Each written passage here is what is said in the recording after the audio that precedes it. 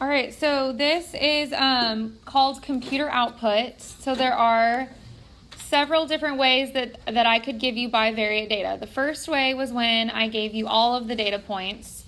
So that was where you put them in list 1, and then you put them in list 2, and then you calculated using your calculator. The second way was when I gave you the means of the x's, the means of the y's, the standard deviation of the x and the y's, and then the correlation coefficient. And that's when you had to use algebra to solve. So you had to do the 3 equations from the formula sheet. The third way is given computer output. So this is basically like a computer program, generates data. They have the original data, and then they extract this chart or this computer output. So there's no way to look at this and be able to extract original data points. So there's no way to be able to tell if you're extrapolating in computer output. There is no way to tell whether you are, there is no way to switch to become an x hat equation. So a couple things from computer output. We don't know if we're extrapolating, so don't know if extrapolating, just because we don't have the original data. And also, if it asks us to predict an x value given a y, we're going to have to plug into y hat because there's no way to get an x hat equation because we don't have the original data. So you typically will not be asked to do any of those things. You won't be asked to plug in for y hat because we don't have the original data. So an AP question would never ask you something like that. You also don't really say anything about extrapolating because you don't have the x values. And unless you get a weird answer, maybe like a negative that shouldn't be negative, like a negative volume or something, then you wouldn't mention extrapolation unless your answer looks kind of fishy. So a way to read this, there's only a few things that we need from this chart for right now, and then we're going to learn the rest of it at the very end of the second semester. So the only 4 numbers that we need are in this box right here. So this is the only thing that I want you to circle or highlight. We don't need any of this stuff right here. We can just cross through it. So the number that is next to the word constant represents your y-intercept. It is typically written first, but you'll see in the homework that it's actually switched. So whatever number is next to the word constant, you might also see the word coefficient, constant or coefficient, is going to be your y-intercept. The number that is next to your x variable, so this is years, that is my x variable, that is my slope. One thing to mention is that oftentimes computer output goes out 5 or 6 decimal places because it is from a computer. You need to keep all of the decimals. So when you're writing your LSRL, keep all of the decimals. The next number is my r squared. Do not ever use the r squared adjusted, just the r squared. So my r squared equals 0.9976. And then from this, I can also calculate the r by taking the square root. So if I take the square root of 0.9976, I get 0.999. And you also, this is something that is tricky, you also have to write in what sign is the r. So based upon the sign of the slope, if my slope were negative, so right here my slope is positive, so I'm going to have a positive r value. If my slope were negative, it would be up to you to go in and make it a negative r value because r squared will always be positive because you're simply squaring it. So when you take the square root of a positive number, you end up getting a positive number as well. So therefore, you have to go in and add the negative sign if the slope is negative. So you must do that yourself. So what is the LSRL? Based off of this equation, it is y hat equals my y-intercept, so 2939.93 plus 233.517x. When a question asks you that, you are not finished. You must define your parameters. So what I mean by that is out to the side, you need to say y hat equals predicted.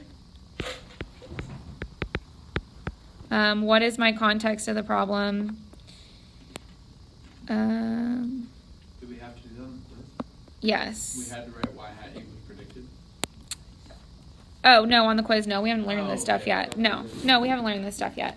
Okay, y hat equals, it represents the predicted, I'm trying to figure out what the context is. They found out. It doesn't make sense. Is it just, I'm pretty sure that. So they found data on the number of commercial aircrafts flying in the United States. So predicted number of aircrafts flying. What was that X? And the X represents years since 1990.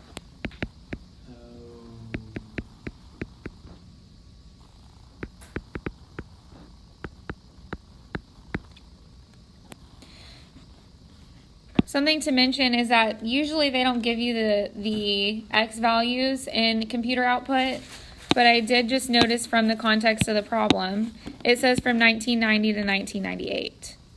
So that means that I'm only going to have X values from 0 to 8. So anything past 8 may be extrapolation. So this would be an example that they would give you the X values. So it is 2 parts. You would only get half of the problem correct if you just gave me this. And I've seen AP questions where when they went and graded, you got 0 credit because you only put this and you didn't define the parameters. You got 0 points, even though you got all the numbers right.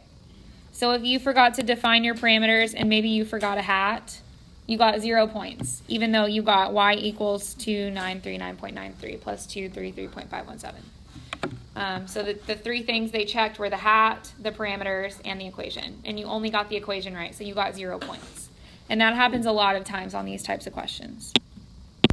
So the next part, it says, interpret the correlation coefficient in context. So my R was 0.999, and I got that from taking the square root of R squared. And my sign is positive because it is a positive slope. So I would say there is what is correlation coefficient? Strong. So strong, positive, linear relationship between, number of years since 1990 and aircrafts flying in the U.S.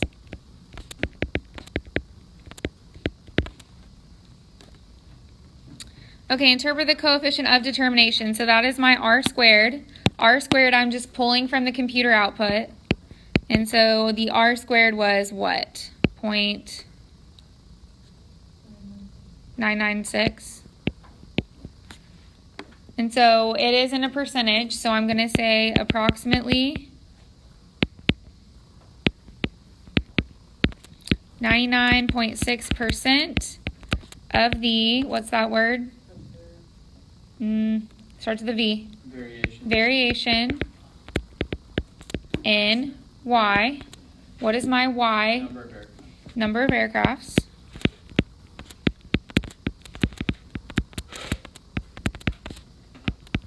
The number of aircrafts can be explained or can be attributed by the linear relationship or by the LSRL between X and Y. So between number of years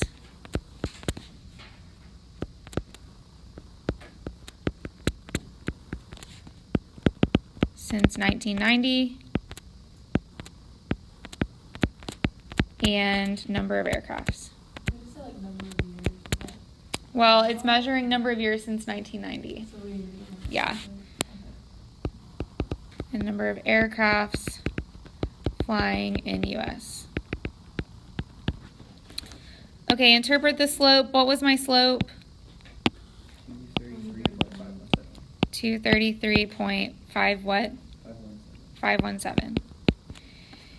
So to interpret that, I would say for each increase in 1 unit, so for what units are my x values? So for each increase in 1 year after 1990, there is an approximate, would I say increase or decrease? Increase because it's a positive slope in 233.517 aircrafts flying in the US.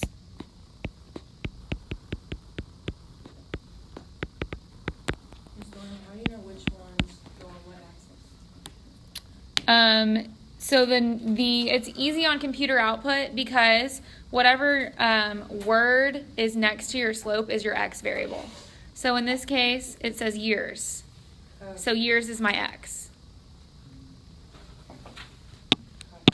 Okay, what was the y-intercept for this problem?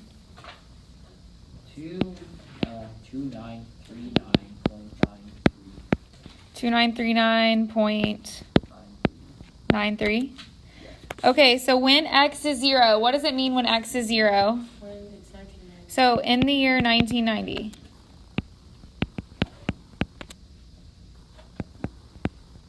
And that's when x equals 0.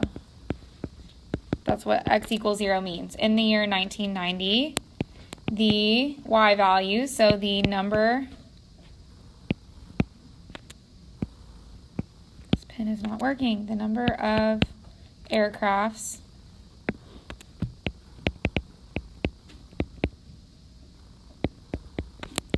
flying in the US is 2,939.93 aircrafts.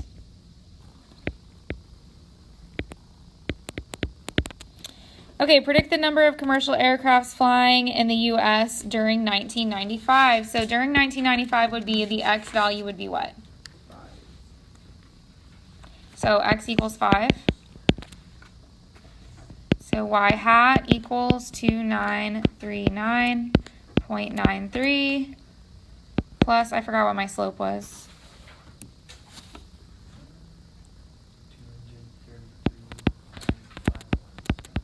517 times 5.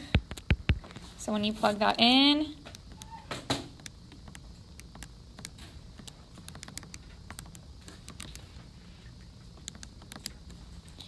you should get 4107.515. Make sure that you put your units because I've seen AP tests take off when you don't include your units. You would only get partial credit. They are strict. Possible patterns so we don't go crazy. So, in a residual graph, I know we're stressed about this. Can you just draw? I have only seen 2 types of patterns. I've seen a pattern that looks like this. So if this was a residual and you had a straight line, this would be bad. So this would be a pattern. And I have seen, so I've seen this kind of pattern.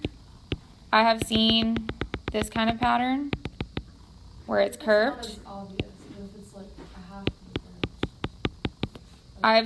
I've seen a straight line, I've seen a curve, and they will be obvious. And then I've seen like an exponential where it's like, yeah, the curve, I think so. I don't know, I'm making a video right now, so we can't talk about it. Some people haven't taken it yet. So we'll discuss it after everyone has taken the quiz. Yeah. Delete the whole video. No, this is 14 minutes of hard work. Okay, this is not a pattern. This is not a pattern right here. So I'm going to erase these. So what is the script for residual? So since the Since the residual plot has no pattern, it is appropriate to use So since the residual plot displays no pattern,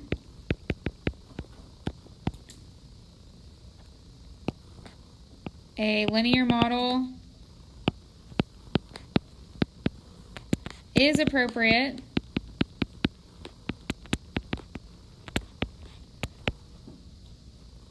for,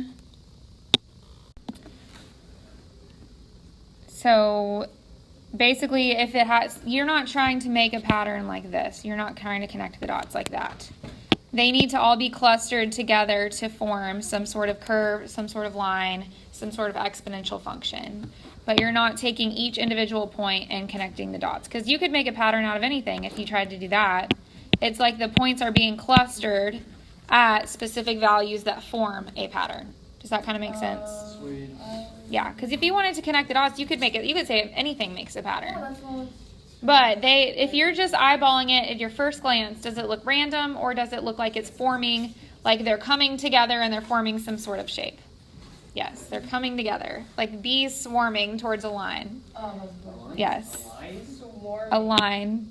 So it says, what was the observed number of commercial aircrafts flying in the U.S. in 1993? And I was a nice person and I wrote -50 on there because I didn't know how to erase it from my answer key. So anyway, I kind of helped you with the answer. But what you would do in this case is I would go to 1993, which is this x equals 3 line, and here's my dot, and it is at y equals -50. So that means that my residual is -50 in the year 1993. So Because it says observed, that means we're looking for the residual. So I'm looking for the observed. All I have, right, so what is the formula for residual? Residual equals y minus y hat, or observed minus predicted. Right, but how do we know? Like, how do we know to look for the residual in the first place? Is what I'm asking. It gives you a residual plot. And So so, it's saying according to that. yeah, according to my residual plot, my residual is -50. So I know that my residual is -50. I don't know my observed, but I can figure out my predicted. How can I figure out my predicted? Plug in. Plug it into the 3 equation. Plug in 3 into the equation. The equation is 2939.93. I keep losing this. Plus, what's the slope? It's 233.517. Thank you. 3,640.481. So you end up getting 3,640.481. 640.481. So I'm going to take this and plug it in for the predicted. 3,640.481. So I'm going to add that to each side. So my observed would be if you are subtracting 50 away from that. And so you should get 3,590.481. So that is what the observed value was. That was what the actual happened. So it was 50 below what we predicted it to be.